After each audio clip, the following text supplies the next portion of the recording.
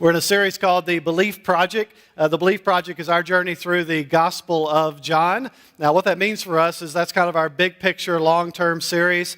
It may take us a while to get through the Gospel of John because what we do is we pull out of John every once in a while and do a different series for about 4 or 6 weeks, and then we jump back into the Gospel of John. So it's been kind of a slow and methodical process for us to get through the Gospel of John. So by the time we get to the end of John, I may be the same age as one of our most treasured people here at City Church, Mr. Jack Morris, who today is 89 years old. Doesn't he have like the best name ever? Like he doesn't even have a middle name. It is Jack Morris. I always feel like he walked off the set of a Western movie when I hear that. Hello, I'm Jack Morris. So congratulations, Jack, 89 years old. So I may be Jack's age when we finish up the Belief Project. He told me today he was going to try to outlive Billy Graham, so he's going to be around for a while. But we do teach the Bible here, so we're in John chapter 7 this morning. We saw a clip from To Tell the Truth, the most recent version of To Tell the Truth, which is a revamp again of one of the old TV game shows. There's several old TV game shows making a comeback. I jotted down just a few. $50,000 Pyramid, which did evolve with time. Like when it started out, it was like the $100 pyramid because it was like way back in the day where $100 was a lot of money. And then it kind of evolved to where it's the $50,000 pyramid now. The Gong Show has made a comeback. Remember that? If you're really horrible, it's just like gong, you get pulled off the stage. The Gong Show's made a comeback. The Match Game has made a comeback. That's an old revamped TV game show. My favorite revamped TV game show, though, is The Joker's Wild. Ready for it? With Snoop Dogg. What? Joker's Wild with Snoop Dogg. That's definitely a different take on the Joker's Wild. But one of my favorites is the old game show that is now a modern game show, To Tell the Truth. If you don't know the gist of the game show, they basically bring 3 people in who all claim to be the same person, who all claim to be the same thing. So it's usually some crazy, something in life that they all claim to have done. Like I don't know, sailed across the Atlantic Ocean on a paper airplane, or I have drunk 10 gallons of gasoline and set myself on fire internally. None of these are real things. I'm making these up as I go, so these aren't real things that were on the show, but you get the idea. It's always something crazy. They all 3 claim to have done that. And then the people on the show have the opportunity to ask questions to try to figure out which one of them is telling the truth. In that particular instance, it was someone that milks poisonous snakes. And so at the end, the host will always say, will the real, whatever it is, please stand up? And only one of them is real, and that person will stand up, and then the 3 people that were trying to guess, they get points. Well, throughout the Gospel of John, there has been this kind of underlying question, this ongoing conversation with people. Is Jesus for real? Is Jesus telling the truth? Is Jesus who he claims to be? And interesting enough, in our text today, even his own brothers are asking that question. Now, let me give us a quick review and bring us up to speed. Some of you are new to City Church and you haven't been a part of the Belief Project, and then if you're like the rest of us, a lot of us just kind of forget what was going on. The Gospel of John was written by one of Jesus' best friends, the Apostle John. He was part of the inner circle, Peter, James, and John. So he spent a lot of quality time with Jesus, one of the best friends of Jesus. And so literally when we read the story of John, we are reading it from an insider's perspective. We are getting in on inside information about who Jesus is from one of his very best friends. So interesting perspective when we read the Gospel of John, what John has to tell us about who Jesus is. John is a storyteller. He allows us to listen in on conversations that Jesus is having with all these different types of people. So basically, he's telling the story of Jesus, and it's almost like he pulls us to the side and says, hey, listen to this story. Listen to this dialogue that Jesus had with this religious leader. Listen to this story this dialogue that Jesus had with this person. And we realize that some of those dialogues turn into kind of a discourse that Jesus gives, a teaching that Jesus gives. But John allows us to listen in. Now, like a good storyteller, a good book writer, John gives us, at the very end of his book, the purpose. Like he lays it out for us why he wrote the story of Jesus. I'll remind us of these words from John chapter 20, verses 30 and 31. Now, Jesus did many other signs in the presence of the disciples, which are not written in this book. Very interesting. Like John says, I'm not giving you everything. I'm just giving you a glimpse. But then he gives us his purpose in verse 31. But these are written so that you may believe that Jesus is the Christ, the Son of God, and that by believing you may have life in his name. So John lays it out for us. Don't forget the purpose of this entire story. The entire gospel is twofold. One, it is to believe that Jesus is the Christ, the Son of God. That's why we call this the Belief Project, because everything about this is about that idea of believing who Jesus is. And John, through 6 chapters, has laid out for us who Jesus is. He's made this kind of compelling case for who Jesus claims to be. He starts out in chapter 1 telling us that Jesus is the eternal God, the Word, who became flesh, that this is a unique story. Like John doesn't start where Matthew, Mark, and Luke even start. John starts in eternity. He says this eternal God became flesh. This is a unique story. It's the story of what he calls a lamb who will take away the sin of the world. In chapter 2, John reminds us that Jesus was also concerned about the details of life. That he went to a wedding where they ran out of wine and Jesus made wine, that he is concerned about the details of life. He's the maker of new things. In this case, the maker of wine. He is Lord of the Sabbath. He's like not confined to the religious structures of his day. In chapter 3, he allows us to listen in on an important conversation with a guy named Nicodemus. Nicodemus, who was a Pharisee, who was a religious leader. John, the insider, allows us to listen to the conversation between Jesus and Nicodemus. And in that conversation, Jesus tells Nicodemus, I am the source of eternal life. That to have eternal life, you must be born a second time. You must be born again. And then right in the heart of that, he gives us what became probably the most popular verse in all the Bible, that God so loved the world, he gave his only son, that whoever believes in him has life. And so we kind of sit on the sidelines and listen in as Jesus has this conversation in chapter 3 to remind us and to remind Nicodemus, I'm the giver of eternal life, he says.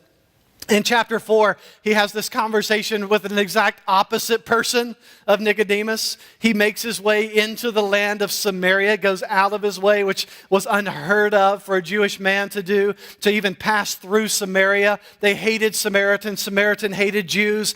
And yet Jesus goes into this context. He goes into Samaria for one purpose: to have a conversation with a lady that we learned was basically a very unsavory person in her community, right?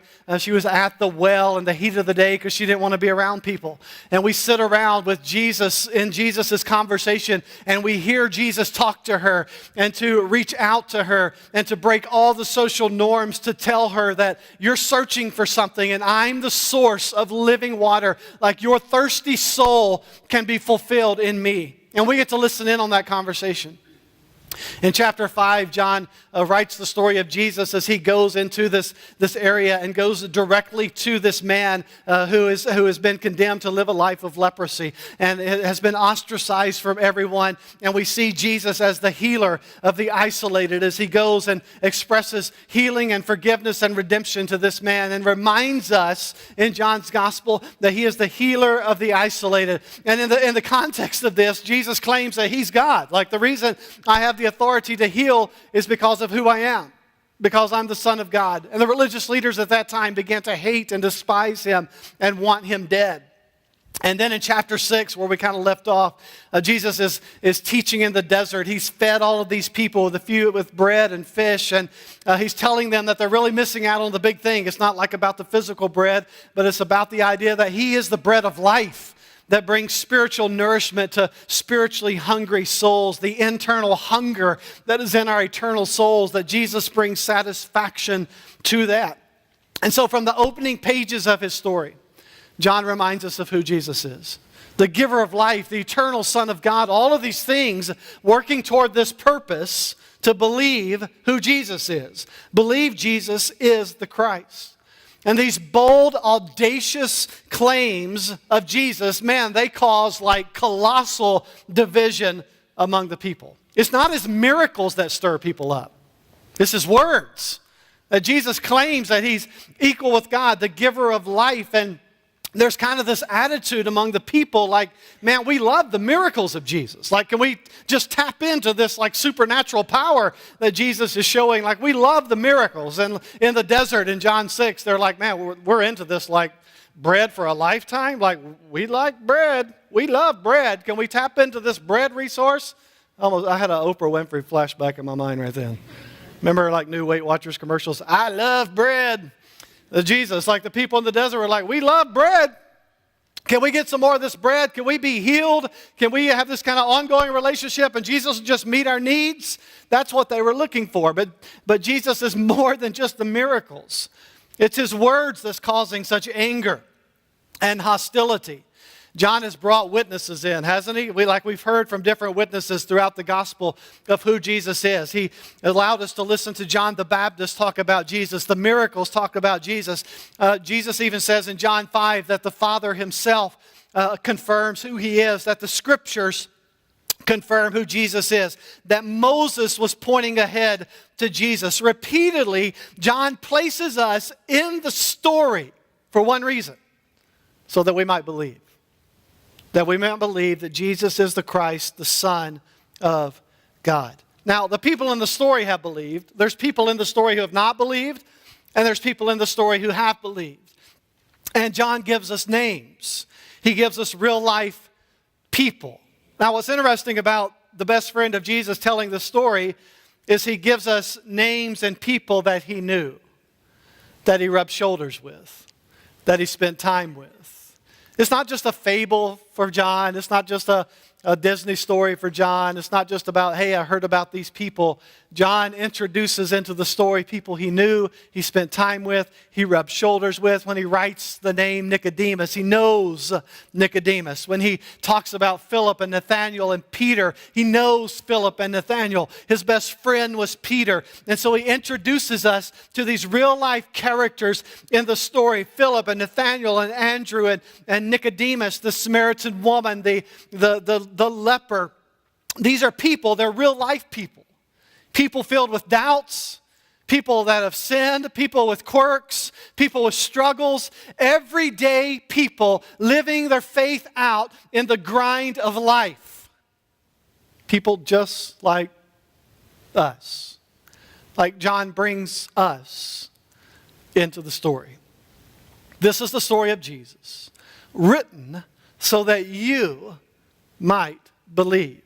So that in 2018, we can enter into the story that John is writing so that we might believe. But the belief is not just for belief. John's purpose says, you may believe that Jesus is the Christ, the Son of God, and that by believing you might have life. The purpose is really about life. Belief that leads to life, that generates life. And the implication of that is that where there is no belief, there is no life. Where there is no salvation, no second birth, there is no true life. And for that reason, the words of Jesus have generated this kind of dual response that we see in the story. There are people who believe, and there are people who turn away in unbelief. And John records all these different types of responses, doesn't he?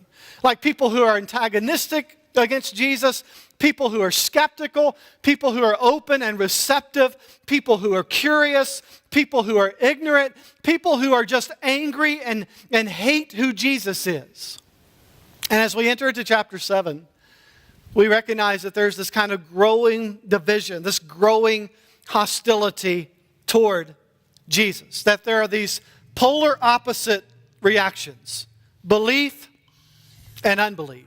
And these opposite reactions will just heighten as the story continues, as the tension builds. As a matter of fact, we kind of felt it at the end of chapter 6. If you remember, I'll reread these verses because they're so important.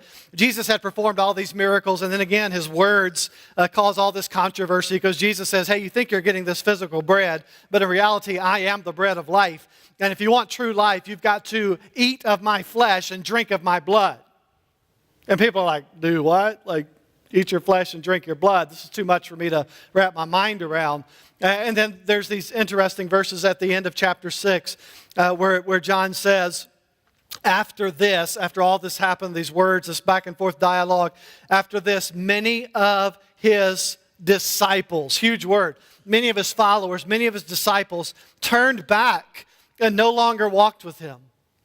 It's too much.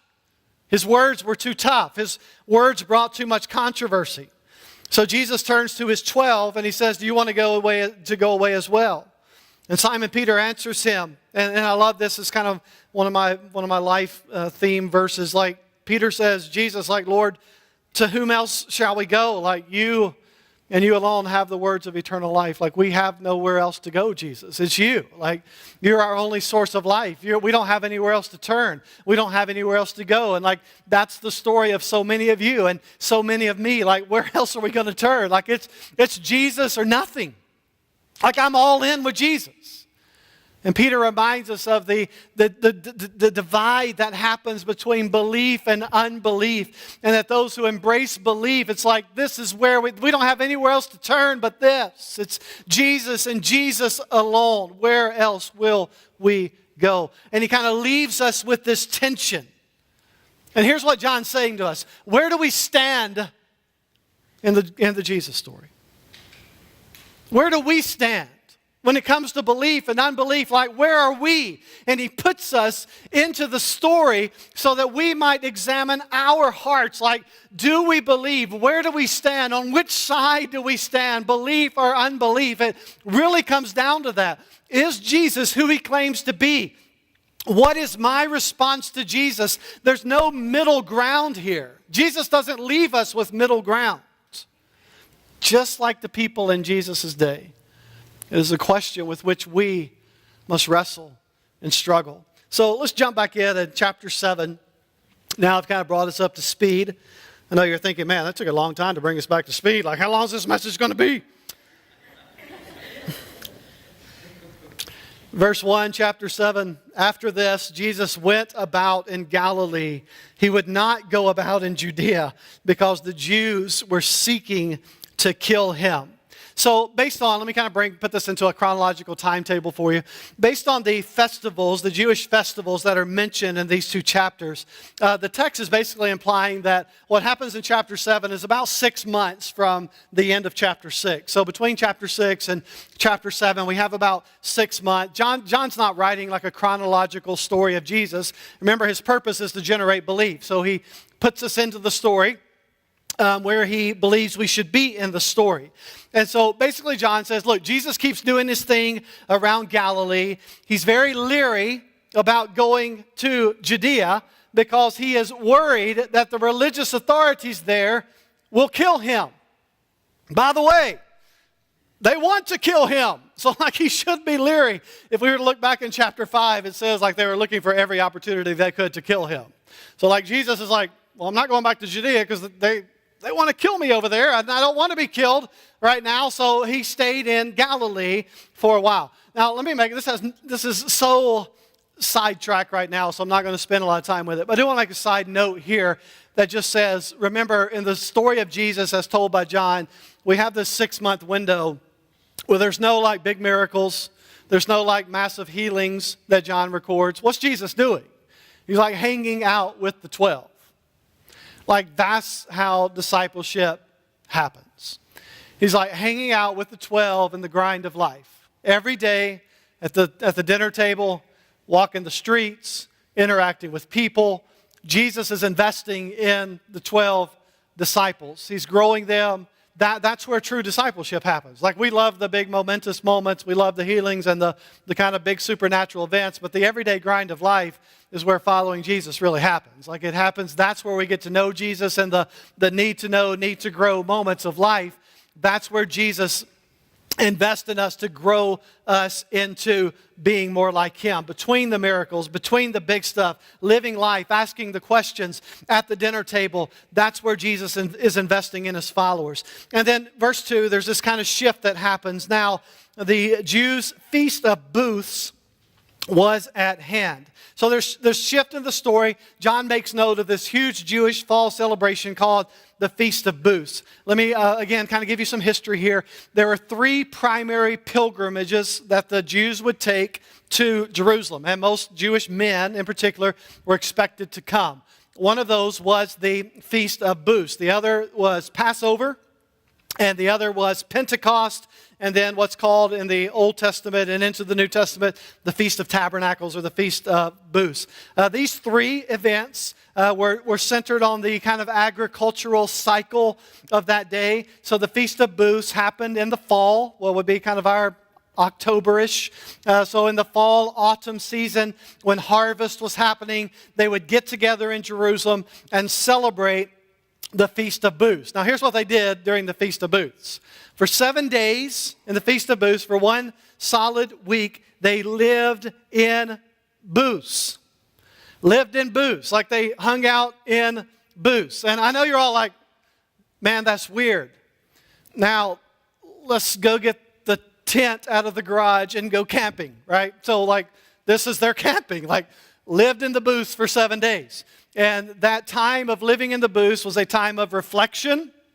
Traces all the way back to when Moses brought the Jewish people out of Egypt, and they lived in portable tents, booths, tabernacles in the desert time. So it was a time of reflection upon what God had brought them from, what God had brought them out of. It was a time of sacrifice. There was a lot of sacrifices that happened during this week. It was a time of deep worship. And so this festival of booths reminded them of God's protection. There was two important symbols, two important kind of rituals that happened during that week. We'll talk about these in the week to come, that reminded them of life in the desert. One had to do with drawing water. Water was very important. When the Jewish people were living in the desert, God would provide water. They often had to draw water. And so they had some rituals that reminded them of their need for water. And then lamp lighting was also a second symbol that took place during the Feast of Booths. And we'll see how Jesus refers to those later in chapter 7. But obviously the light symbolism reminded them of how God guided them through the desert as a pillar of fire. And so you had a lot of deep ritualism and symbolism that went along with this. And so that's kind of the overview of what was happening at the Feast of Booths. It was a deep symbolic time of the year when you're expected to come to Jerusalem and remember and sacrifice and worship. So that's the context Jesus is stepping into. Check out verse 3 of chapter 7. So his brothers, what? We haven't heard anything about the brothers, right? Now suddenly the brothers are introduced into the story. So his brothers said to him, "Leave here and go to Judea, that your disciples also may see the works you are doing. For no one works in secret if he seeks to be known publicly. If you do these things, show yourself to the world." For the first time, John introduces into the narrative the brothers of Jesus. But they're not just the brothers of Jesus. They're kind of this self-appointed campaign team for Jesus, right? You hear what they said to Jesus? Like, stop doing things in secret. Jesus, we have some advice for you. There are people always looking to give you some advice. Man, I've got some advice for you. Here's usually how we phrase it in the South. I'll tell you what I'd do. By the way, I'd is not a word. It's not like the contraction for I would, right? So I'll tell you what I'd do. But I always say, like, if the phrase "I tell you what I do" is prefaced with whatever advice they're going to give you, like the fact that we use the word "I'd" probably disqualifies you from the advice, right? But I tell you what I do. Anytime someone phrases something with that, tell you what I do, then you're probably going to ignore the rest of what they say, right? So this is Jesus' "I tell you what I do" moment from his brothers. And I love what his brothers do here. His brothers have it all figured out. They have a marketing plan. They say to Jesus, look, one, you got to advertise. Like, you need to go to Jerusalem. That's a larger arena. Galilee is too small. Galilee is living out in the sticks. Galilee's where we live. We live out in a county not to be named that you make fun of and ridicule. It's okay. We have running water out there and indoor plumbing, regardless of what you think. We live out in the sticks. We're in Galilee. And Jesus' brothers are like, get out of Galilee. It's too small. Go public. We need to take this to J-Town, to Jerusalem. We need to take this to Judea. They want to advertise. They also want to organize. We got to gather the fan base. Jesus, you have touched thousands of people, multitudes of people. Lots have been healed by you. Many have been fed by you. We need to get them together. We have to organize the fan base. Man, that is a common concept in today's political climate, isn't it? We got to organize the fan base. I'm going to tweet and get everybody together that needs to be in Jerusalem. We're going to get them all together and organize the fan base. They also want Jesus to strategize. Jesus, you have a horrible game plan. You're hiding out in Galilee. You need to go to Jerusalem. You need to get out there, shake some hands, kiss some babies, do something, get in the spotlight. There's too much at stake. Advertise, organize, strategize, and then they want Jesus to publicize. Like, show people what you can do. Make yourself known to the public. Like Jesus, those public miracles you do, like feeding thousands of people with a single loaf of bread, that's 2 thumbs up. Like, we've got to publicize this thing. Man, they have it all figured out, don't they? Leave Galilee, go to Jerusalem, organize, strategize, advertise, publicize. Jesus, we've got to get this thing on the front page. Here's the problem with the plan of the brothers of Jesus. Look at verse 5. For not even his brothers believed in him.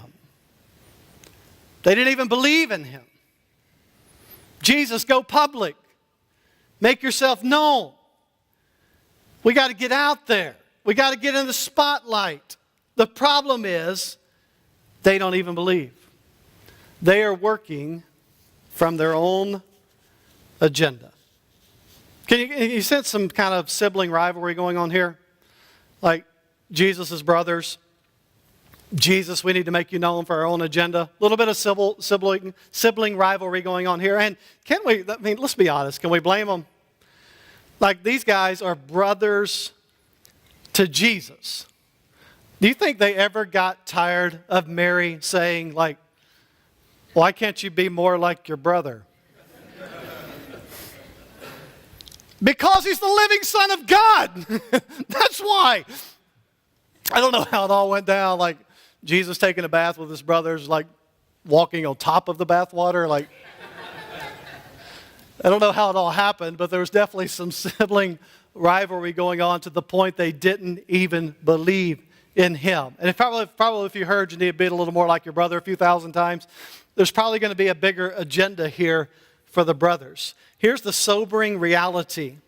Even the brothers of Jesus did not believe in him at this time. Now, we know at least one did later, James, who wrote one of our books in the New Testament.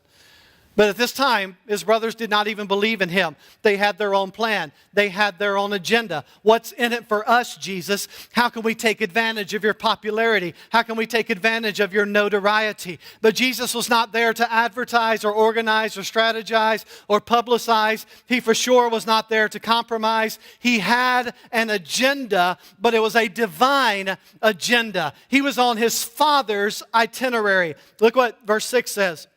Here's how Jesus responds. Jesus said to them, my time has not yet come, but your time is always here. The world cannot hate you, but it hates me because I testify about it that its works are evil. Jesus was on a divine timetable. He said, my time has not come yet. Jesus is not on our itinerary. He wasn't on the agenda of his brothers, and he's not on our itinerary, our agenda. And I have to tell you, sometimes as a follower of Jesus, that's a tough lesson for me to learn. Like, Jesus, I need it to happen like this, in this way. I kind of have my own agenda for Jesus too. And I kind of pray that way and live life that way. And then I'm reminded, like this week, and I'm reminded, like in this text, like, God's saying, like, this is my deal, this is my timetable, and you're on my timetable, and you're not on your agenda, you're on mine. There's a bigger picture happening. Can I tell you something today? Some of you are in some stuff, and you need to hear that His timing may not be your timing. His timing may not be my timing. Jesus said, my time has not yet come. There's a bigger picture unfolding. And the words of Jesus are generating a lot of feelings. They're generating feelings of hostility. They're generating feelings of hatred. I mean, Jesus uses some very vivid language here, doesn't he? Like sometimes this language that doesn't fit in kind of our Jesus loved everybody and everybody loved Jesus mentality. It's like Jesus says, the world cannot hate you, but it hates me because I testify about it that its works are evil. I mean, those are some vivid words that sometimes undermines our everybody loved Jesus idea. Actually, when we read the text, those who did not believe in him eventually hated him and wanted him dead. That's how he ended up on the cross. Now, I don't want to spend a lot of time on this, but I think that 2,000 years of church history will show that unbelief in Jesus eventually leads to hostility and hatred and assault. I mean, read history. Read what has happened when the claims of Jesus and unbelief collide. Eventually, unbelief becomes more than unbelief. It becomes hostility and hatred and doing whatever it takes. I mean, our early church fathers, Tertullian, a famous early church father, said that the church was built. The seed of the church was the blood of the martyrs. That the church grew in hostile environments because unbelief eventually leads to hostility, as we will see in the story of Jesus. And Jesus reminds his brothers, this is not my timetable. I'm on the Father's itinerary, and this doesn't always end like we think it should end. And again, a lot of this hostility is tied to the name of religion. And that's not uncommon in church and throughout history either. In the name of religion, doing things is reaction to unbelief. So look how this story unfolds. Verse 8, Jesus says to his brothers, you go up to the feast. I'm not going up to the feast. My time has not fully come. And after saying this, he remained in Galilee. So Jesus sends his brothers on ahead. You guys go ahead without me. You think Jesus muttered under his breath in that moment, see how you like execution? Probably not. I would have.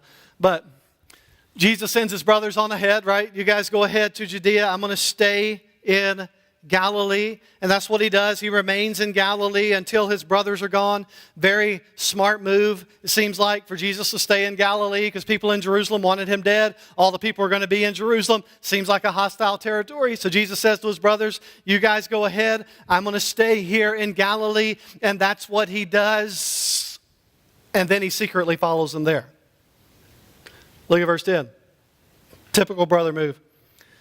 But after his brothers had gone up to the feast, then he also went up.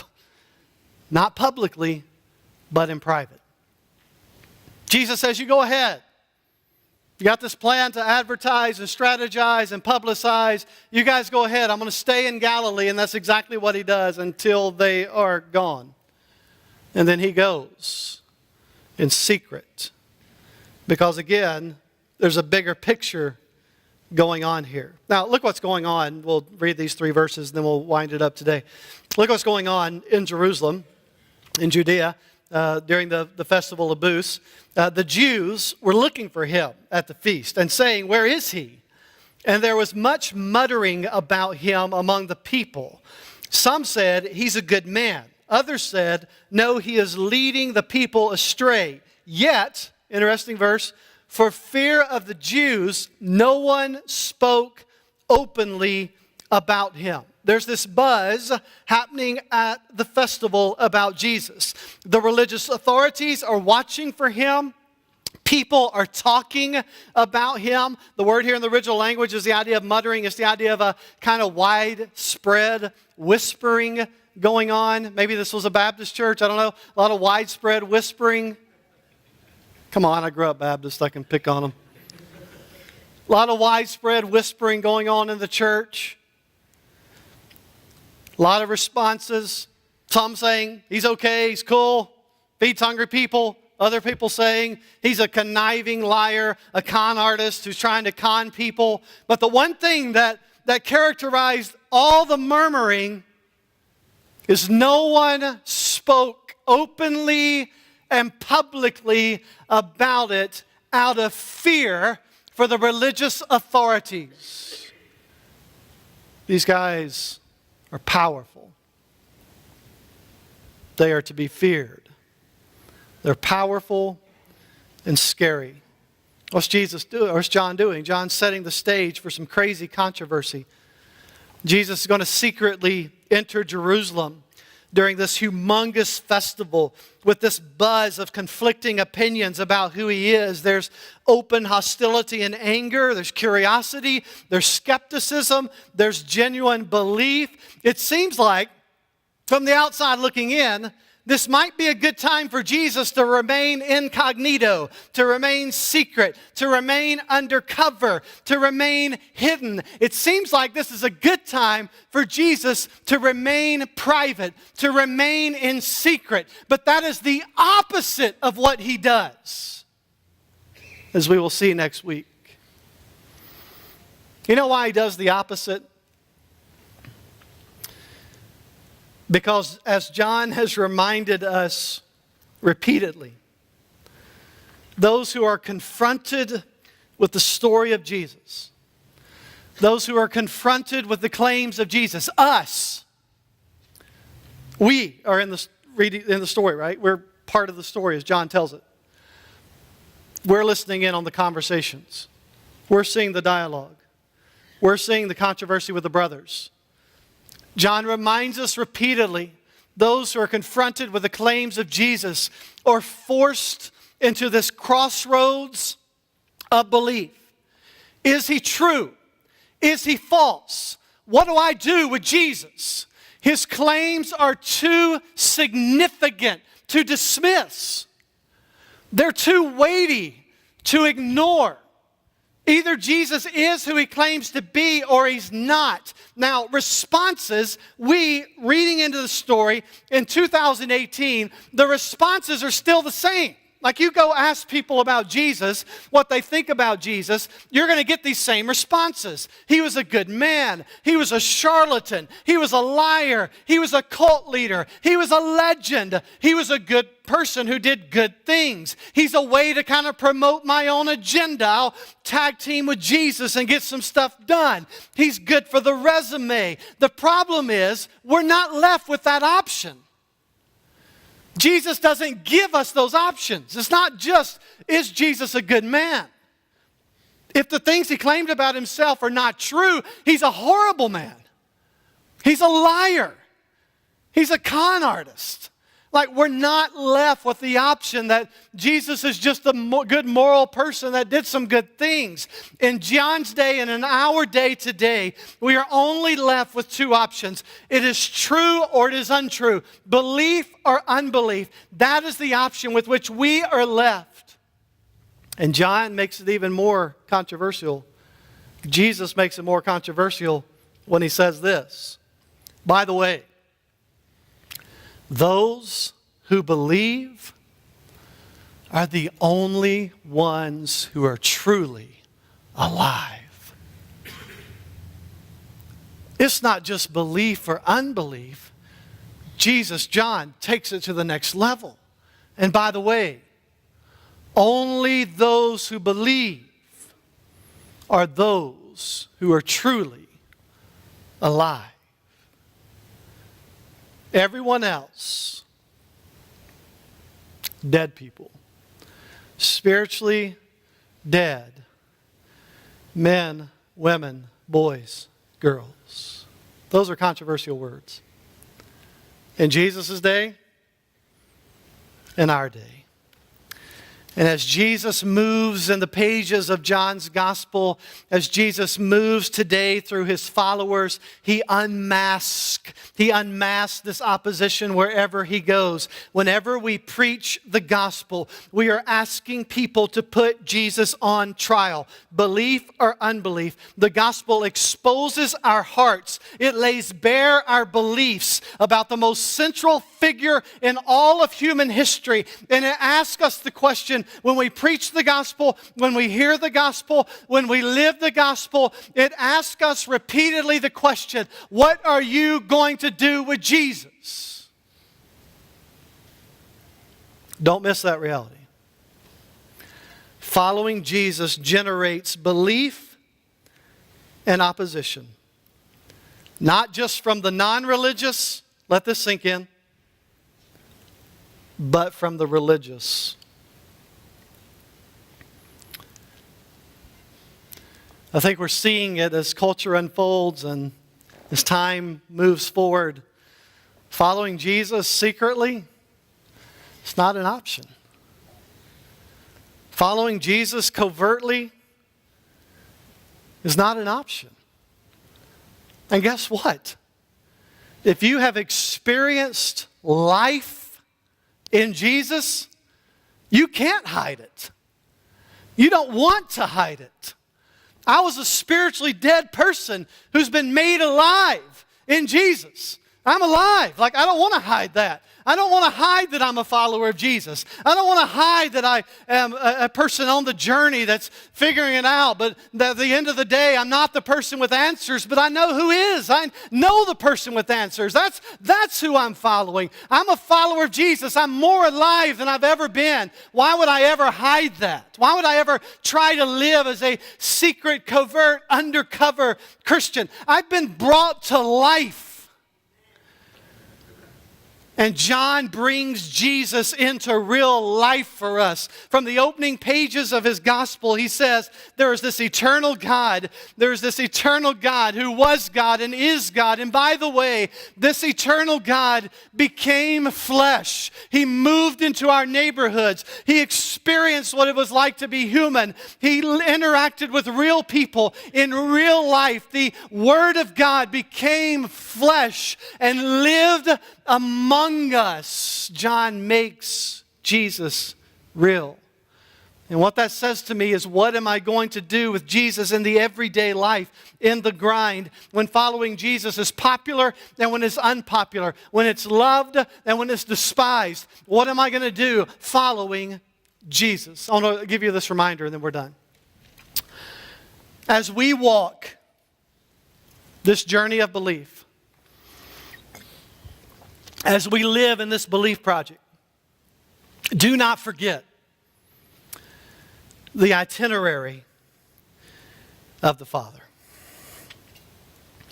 Day in and day out, as we live as husbands and wives and dads and mothers and single adults and people that have been married multiple times or have kids or no kids or stepkids or grandkids or nieces, nephews, as workers and co-workers and retired people, as we live in the everyday of life, no matter where you are and what's going on in your life, as we live in the everyday of life, we remember that there is a sovereign divine plan, a sovereign divine timetable, a sovereign divine heavenly Father agenda where God is placing people in your path. He is placing people in your space. He is placing people in your sphere of influence. He is placing people in your world to point them to Jesus.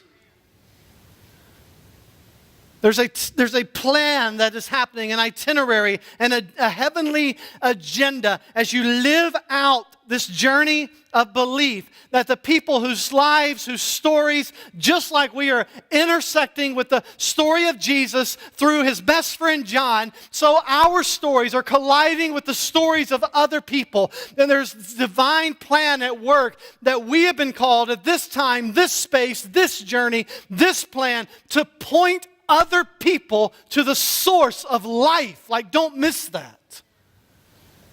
Amidst the chaos and the craziness and the ups and downs and the 9 to 5 and the schedules and the ball games and the practices and the TV and the news and the political environment and all the things that are going on that grab and vie for our attention, don't miss that in this moment, this time, this place, God has strategically placed you to point people to Jesus. Amen. To be the light, to take the life that you have been given and to share that life with others. So, this week, right, was a tough week in my life. I work an outside job. I won't get into all the details, but I had an extremely chaotic week.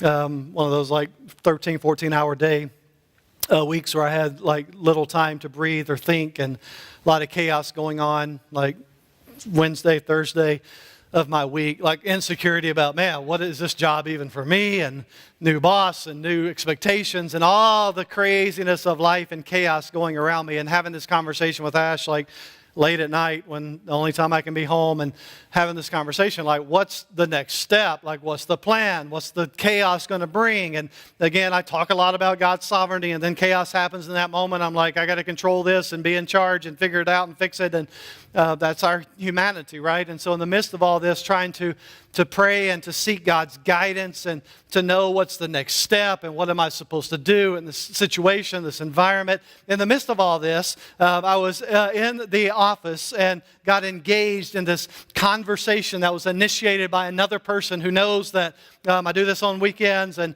have been in ministry for a large portion of my life, and that I've had some chaos in my story, and some time in ministry, out of ministry, and just all the things that most of you guys know about me. And so in the midst of all this, she starts asking me questions, right? What about this? Or what about this verse? Or what about this? And I don't want to get into a lot of detail in case she watches this message, but in the midst of all the craziness was God had placed me in the path of someone that was very broken.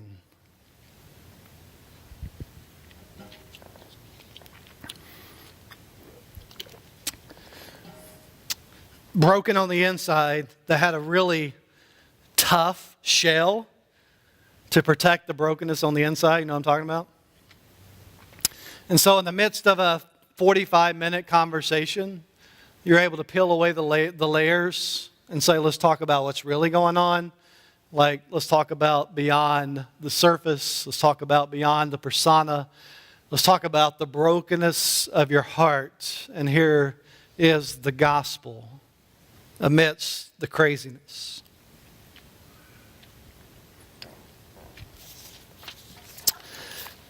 And I'm on my phone after texting Ashley saying, in the middle of the chaos, I'm reminded, in this moment, in this time, God put me on this path for this second, for this person. Who knows future and long term? Who knows any of that? But what I know is in this journey with a lot of chaos and uncertainty and why am I here and not here and trying to figure it all out, in the midst of all of that was God saying to me, right now, in this moment, right here, I've got you sitting across from a broken person. And I need you to be Jesus. I need you to forget all this. And I need you to be here in this moment. Like, what if I'd missed that moment? Like, what if amidst the craziness I had thought, I don't have time for this, or I'm not in a good place mentally to have this conversation, or what if my flesh in that moment and all the feelings I was having about the situation I was in, which, I am your pastor, but that reality about me, right? And so what if in the midst of all that craziness I had not hit the pause button? But there I was, just like you, amidst the chaos, with an opportunity to be the light. Like, don't miss your opportunities. Don't miss your moments. I don't know what's even going to happen out of all the chaos. If you guys know of any job opportunities, let me know. I'm just kidding. But I do know that I was a dead person spiritually. I do know that I was a deeply wounded person for a season of my life. I do know I was a broken person. And I know Jesus brought me to life. And I know He healed me. And I know He redeemed me. And I know there's other broken, hurt people that need to hear the same story of redemption and healing. Because I was sitting in her chair not too many years ago. And so the opportunity to be the gospel, right? John brings us into that story. And he lets us hear. Amidst the chaos, amidst the fear, amidst the brothers with their own agenda, there's a message of hope and belief and life and forgiveness. And he says to us today, keep it going. Continue what I began. Keep your eyes open in your space and know the opportunities God's putting in your path to be Jesus, to talk Jesus, to live gospel, to be light, to speak life.